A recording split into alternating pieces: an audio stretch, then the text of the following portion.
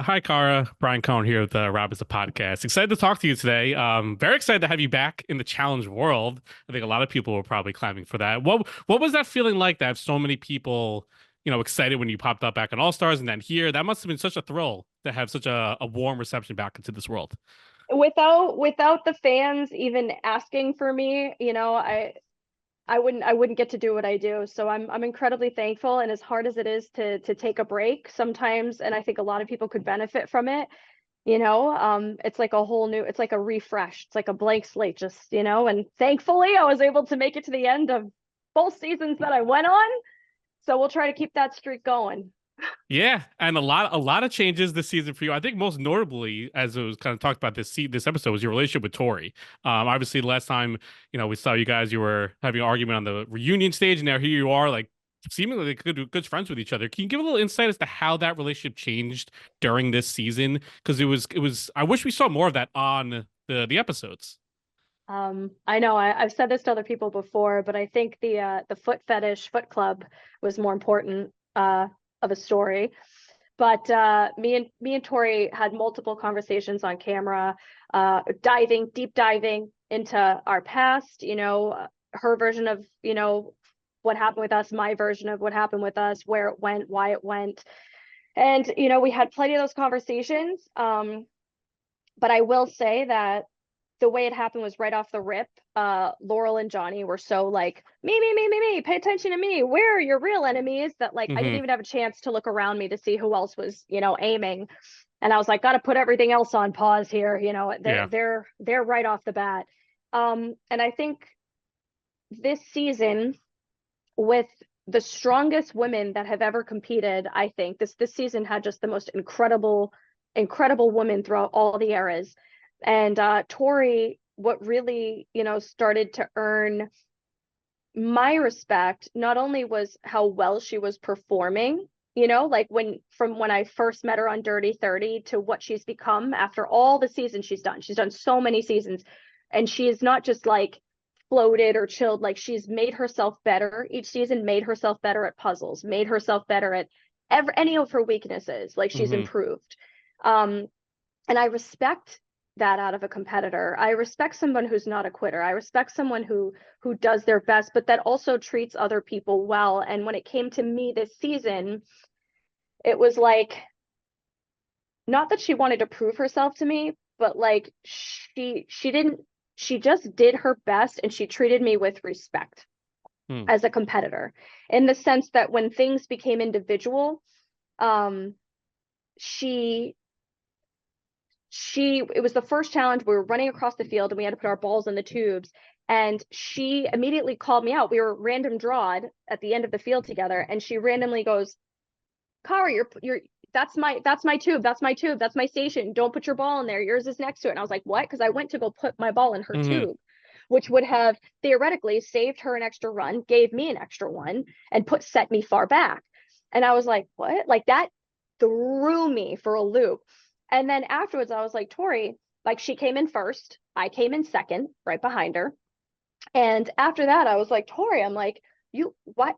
Thank you for calling me out on that. And I was like, that's thank you for doing that. And she goes, oh, you're welcome. Like, if I beat you, it's because I genuinely just want to know that like we both did our best, and I pulled it out. And I was like, but I was like, well, what if I didn't hear you and I put it in anyways? And she goes, that's okay. I just would have put mine in yours. And I was like, that level of integrity on a competition field, to me, that speaks volumes. Hmm. Okay, so there is such a difference between the way Tori plays the game and how Laurel plays the game. With Laurel and me, Laurel thrives on seeing me be embarrassed, or fans talking bad on me, or me doing poorly, or anything that Laurel can do to push me down and like Yeah. make sure everybody knows how much better she is than me. That's Laurel. Laurel's the type that, would quit in a purge just because she wasn't as in good shape as everybody else, because she was actually competing against a credible woman. And disrespect the game in that way, and disrespect everybody who would kill to be in that position. That's Laurel. Then you have Tori, who and by the way, multiple people put their balls in Laurel's tube. It wasn't just Ryan. Like Olivia, I think, did it Hmm. twice or whatever. So I think Tori wants to genuinely compete against the best at their best, and wherever it falls, she gives respect and props where it's due. Hmm. So there was just a massive difference between the two, and like I really grew to appreciate the way Tori competed, how she did, and how she played. And it was nice not to be in a situation where women targeted women. Yeah. Like it was really nice. And I think that not as fun as it could be for fans who love seeing people at each other's throat. I think it just offered a different space to breathe and like genuinely compete. Yeah. So And then coming for the decision of throwing you in to elimination this week, obviously it was Jordan's decision, but obviously he's gonna have Tori's best interest at heart. Do you know if did Tori have any say in the matter, or was she like completely you do what you want to do, no, Jordan? I have no preference really. Tori didn't want to go against me. But I think she knew she wasn't going to argue one way or another, just as I wouldn't. If Hmm. I lost, if I did bad and I lost, I wouldn't sit there and be like, yeah, I really want to go against this person. That's the last thing as a real competitor that you want to do. You don't want to create, you want to play with the cards that you're given. Do you know what I mean? Because last Yeah. thing you want to do is call somebody out, go against them and lose, right? How much of a loser do you feel? So Tori never politicked. She was like, I did bad. This is on me. Now it's on me to save myself, right? Yeah. So that was her mentality. My mentality was I'd buried the hatchet with Tori and Jordan. I had a great season. I supported them both. It was in my hands. I didn't win. I came in second to Jenny. Um, and I had actually told Jordan, I said, Jordan, um, I remember War of the Worlds too. I know I was behind, coming after you and Tori the whole time. I know we had our issues. And if you put me in, it's not going to change how I feel about you now. It is what it is. It could be a wash, and it's up to me to do my best. Tori's going to do her best. I would hate for us to end in an elimination. I'd like to fight it out in a final. I really would. Hmm. We've come this far, but if this is how it has to be, it has to be. But you know where I stand with you guys now, and I really, really am hoping that we could take this to the final. So that was my argument. But like, no, nothing against you if you do put me in. Me and Jordan have, because him and Paulie are close. Yeah. Me and Jordan have like been together for boxing competitions, and I've seen him through different times outside of the show. And but I didn't know that Rachel, who never would leave Arrow One's room except to go to the gym, had made like a last minute side deal with Jordan, because throughout the entire season she would always like be rolling her eyes whenever Jordan would talk. She viscerally could not stand Jordan, and she was working with Johnny. So never in a million years did I think that they shook hands. And so when Jordan told me that, I was like, oh. When he's like, Cara, he goes, any other situation this would be different. He's like, but I shook Rachel's hand, and I was like, oh. And that goes to Yeah. show that that's why she's an OG. She's good with her politics. She saved herself in that sense, and she did something that I didn't do. I'm not a politiker. I'm not a strategizer. Hmm. I'm a survivor, and I exist, and I treat people the way I want to be treated. Yeah. Do you know what I mean? So that's just Totally. how I play. So it is And what then it is. And going all the way back to the beginning of the season, the Era Invitational, how surprising was it for you? Obviously, you and Laurel, you have your issues, but with you and Johnny, you've had hot and cold relationships where some seasons you guys do sort of work together. How surprising was it for you that he threw you in right off the jump, the Not. first chance he got? Not Come surprising on. at all. Come on. Me and Johnny have only worked together. I think people are severely underestimating. Like, I think if somebody is shitty to you for an extended period of time and they're nice to you once, Hmm. people are like, oh my God, what an incredible person. Just like Laurel was nice to me kind of once. But people are like, oh my God, you guys are sisters. Remember that one time she stood up for you? Not the 100 times she voted Hmm. you in or told everybody you were a horrible person, or, like did all the horrible things she did. Sure. No, that one time she was nice. So she's great, right? Same thing with Johnny. We worked together for one season, let's be real. Hmm. Me and Johnny are always, the respect I have for him is just, he's been playing the challenge for forever. He's made a name for himself as who he is, and there's no hate. There's just, we just, we always were on the other side of the fence, except for the one time where we kind of weren't. You know what I Yeah. mean? So, and outside of the challenge, with my time off, I've been able to like peel myself away from the show versus um versus real life. Hmm. I did offer Johnny an olive branch, like in that moment. I was like, hey, you just met Aviv. You don't know Aviv, right? I beat you. Probably shouldn't have said that, but I did. Um, and so I'm an asset to this team. Hmm. I perform well. And if you save me here, I'm saying it in front of the whole table. I'll work with you. I will have your back, and this will be something brand new. Me, Laurel, and Johnny working together for the first time in challenge history. Can you imagine that? Hmm. I offered it.